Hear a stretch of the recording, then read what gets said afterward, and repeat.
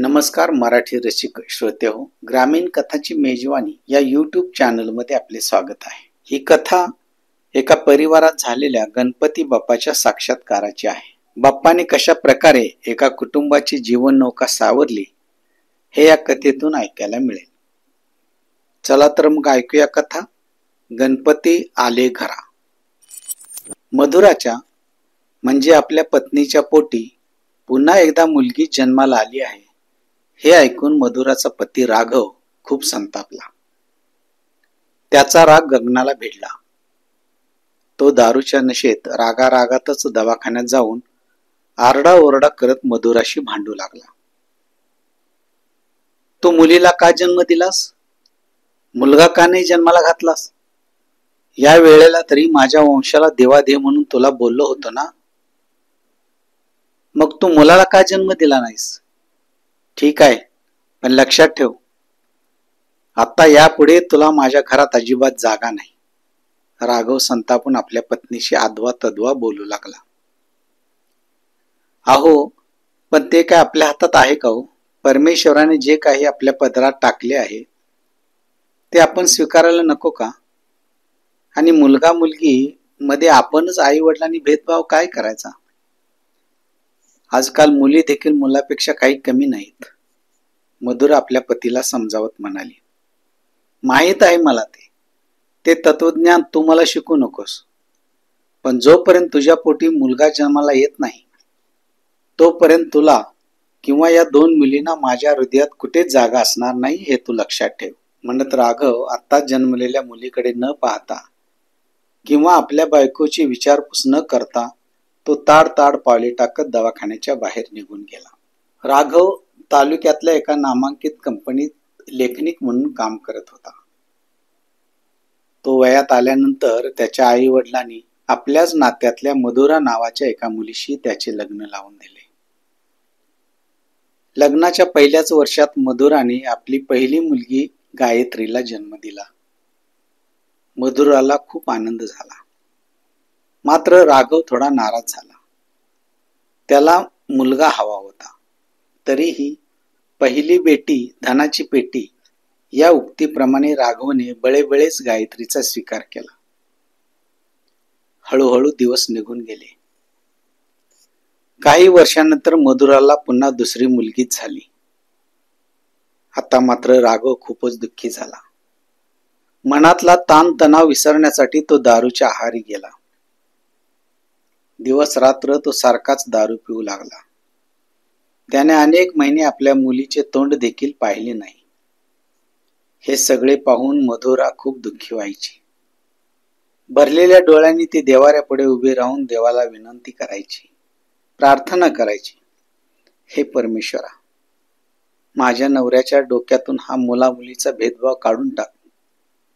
माझ्या दोन्ही मुलींना बापाचे प्रेम मिळू दे. असे करता करता अजून एक वर्ष निघून गेले. परंतु राघवच्या वागण्यात काहीही बदल झाला नाही. तो पूर्वीपेक्षा अधिक दारू पिऊ लागला.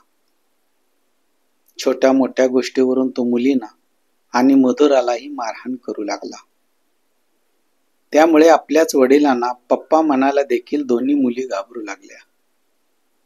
मोठी मुलगी गायत्री 10 वर्षाची व छोटी छकुली आता 8 वर्षाची झाली होती. असेच ते गणपतीचे दिवस होते. शहरात अनेकांच्या घरी गणपती बाप्पाचे आगमन झाले होते. त्यामुळे आसपासचे वातावरण कमालीचे भक्तिमय व प्रसन्न झाले होते. मधुराच्या मैत्रिणीच्या घरीही बाप्पा विराजमान झाले होते. मैत्रिणीच्या आग्रहामुळे मधुरा बाप्पाचे दर्शन घेण्यासाठी आपल्या दोन्ही मुलींना घेऊन मैत्रिणीच्या घरी गेली.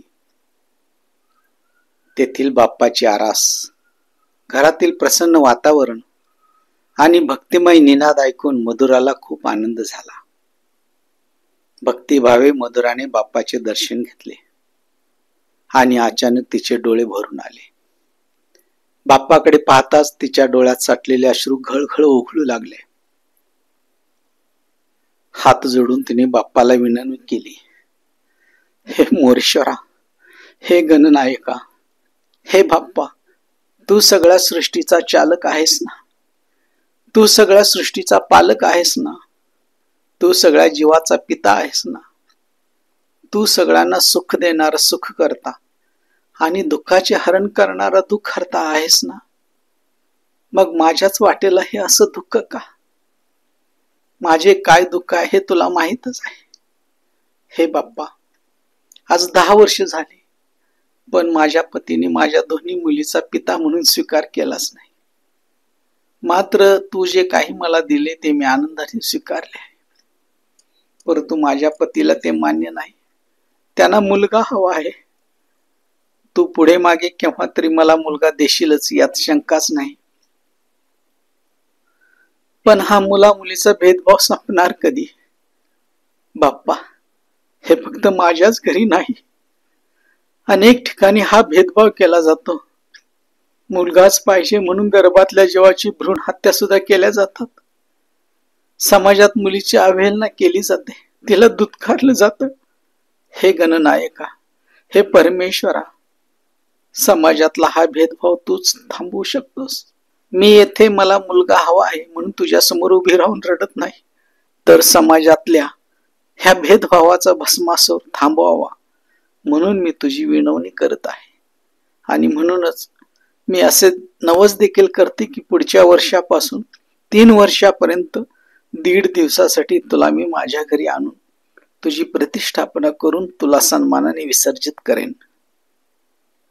बाप्पाचे दर्शन घेऊन मधुरा जेव्हा घरी परतली तेव्हा तिच्या चेहऱ्यावर एक वेगळाच आनंद दिसत होता.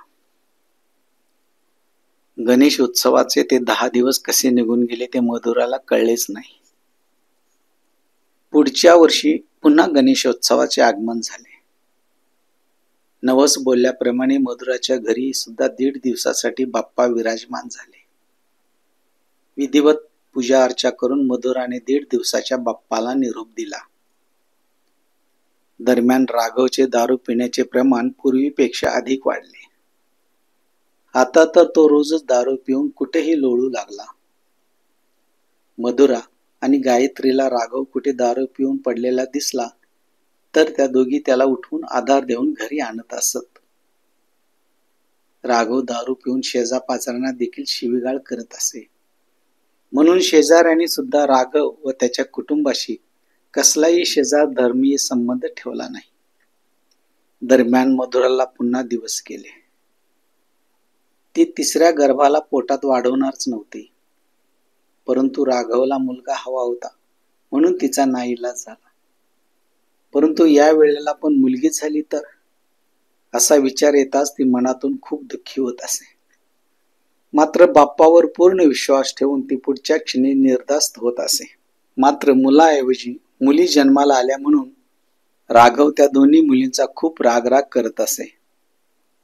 कौतुकाने त्यांनी आपल्या मुलीकडे कधी पाहिलेच नाही किंवा त्या मुलींना त्याने पित्याचे प्रेम कधी दिलेच नाही. असे करता करता 8-9 महिने अजून निघून गेले. पुन्हा एकदा गणेशोत्सवाची चाहूल लागली. मधुराच्या घरी 3ऱ्या आणि शेवटच्या वर्षासाठी 1.5 दिवसाच्या गणरायाचे पुनश्च आगमन झाले. मधुराच्या गर्भावस्थेचेही 9 महिने संपून गेले होते. तिला बाळंतपणासाठी दवाखान्यात दाखल व्हायचे होते. मात्र घरी 1.5 दिवसाकरता गणपती बाप्पा आले असल्याने बाप्पाला निरोप देऊनच मधुरा बाळंतपणासाठी दवाखान्यात दाखल होणार होती. मधुराच्या घरी कालच 1.5 दिवसाच्या गणरायाचे आगमन झाले होते. त्यामुळे ती जरी आनंदात असली तरी कालपासून राघव घरी आला नसल्याने मधुराला त्याची देखील काळजी लागली होती. तो कुठे असेल, जास्त दारू पिऊन कुठे पडला तर नसेल ना, इत्यादी विचाराने तिच्या मनात कालवाकालव झाली होती. तरीही बाप्पाची तिने विधिवत पूजा अर्चा करून 1.5 दिवसासाठी बाप्पाची प्रतिष्ठापना केली. बाप्पासमोर नतमस्तक होऊन तिने राघवसाठी व आपल्या कुटुंबासाठी पदर पसरला. पहिला दिवस भुरकन उडून गेला. दुसऱ्या दिवशी बाप्पाचे विसर्जन होणार होते. बाप्पाच्या विसर्जनाची सगळी तयारीही झाली आणि अचानक मधुराला प्रसव वेदना सुरू झाल्या. राघवच्या भीतीमुळे कोणी शेजारी मदतीला सुद्धा येईनात. ठराविक वेळेत बाप्पाचे विसर्जन सुद्धा व्हायला पाहिजे. मधुराची मोठी मुलगी गायत्री आईला म्हणाली, आई, आपण बाप्पाचे विसर्जन नंतर करूया. चल, अगोदर दवाखान्यात जाऊ.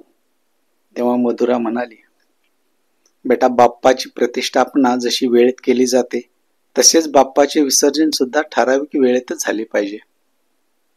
तुम्ही दोघी बहिणी बहिणी जा आणि शहराबाहेरच्या ओढ्यात बाप्पाचे विसर्जन करा. विसर्जन झाल्यानंतर आपण दवाखान्यात जाऊया. आईच्या म्हणण्यानुसार छोट्याशा गायत्रीने विसर्जनासाठी बाप्पाला उचलून डोईवर घेतले आणि त्याला निरोप देण्यासाठी छकुलीला बरोबर घेऊन ती घराबाहेर पडली. थोडेसे अंतर पुढे गेल्यानंतर एका भिंतीच्या बाजूला राघव दारूच्या नशेत द्यूत होऊन पडलेला तिला दिसला. तेव्हा बाप्पाला डोईवर घेऊनच ती राघव जवळ गेली व एका हाताने राघवला उठवत तोंडाने आवाज देत ती म्हणाली, पप्पा, उठा ना, चला आपण बाप्पाचे विसर्जन करून येऊया. आईच्या पोटात पण खूप दुखायला लागलंय, म्हणून आई आमच्याबरोबर काही आली नाही. चला ना, उठा, आपण तरी जाऊया बाप्पाला निरोप देण्यासाठी. आपल्या बाप्पासोबत कोणीच नाहीत, फक्त छकुलीच आहे. तिकडे बघा ना, दुसऱ्यांचे आई बाबा कसे चाललेत बाप्पाचे विसर्जन करायला. चला ना पप्पा, उठा ना. आणि ती डोळ्यात पाणी आणून जोर जोरात राघवला हलवून उठवू लागली. पण राघव काही उठायचे चिन्ह दिसेना. गायत्री हताश झाली. त्यात विसर्जनाची वेळ देखील होऊन चालली होती. म्हणून राघवला उठवायचा विचार सोडून गायत्री माघारी फिरणार एवढ्यात बाप्पाच्या अंगावरचे वस्त्र वाऱ्याने उडून राघवच्या तोंडावर पडले. त्याबरोबर एखाद्या विजेचा शॉक लागावा त्याप्रमाणे राघव ताडकन उठून बसला. मिचमिच्या डोळ्याने त्याने गायत्रीकडे व नंतर गायत्रीच्या डोक्यावर असलेल्या बाप्पाकडे पाहिले.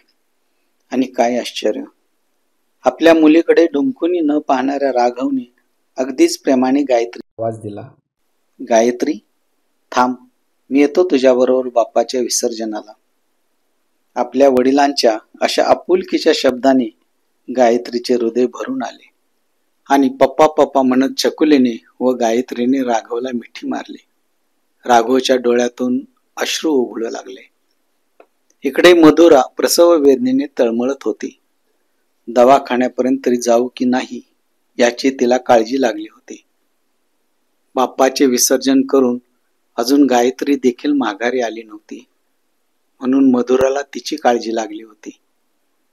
पोट तर सारखेच दुखत होते. उठायची सुद्धा ताकद तिच्या शरीरात नव्हती. मधुराला कळून चुकले की आता दवाखान्यापर्यंत जाणे सुद्धा शक्य नाही. आणि इतक्यात एक मध्यम वयाची स्त्री घरात आल्याचे मधुराला जाणवले. मधुराने यापूर्वी तिला कधी पाहिले देखील नव्हते.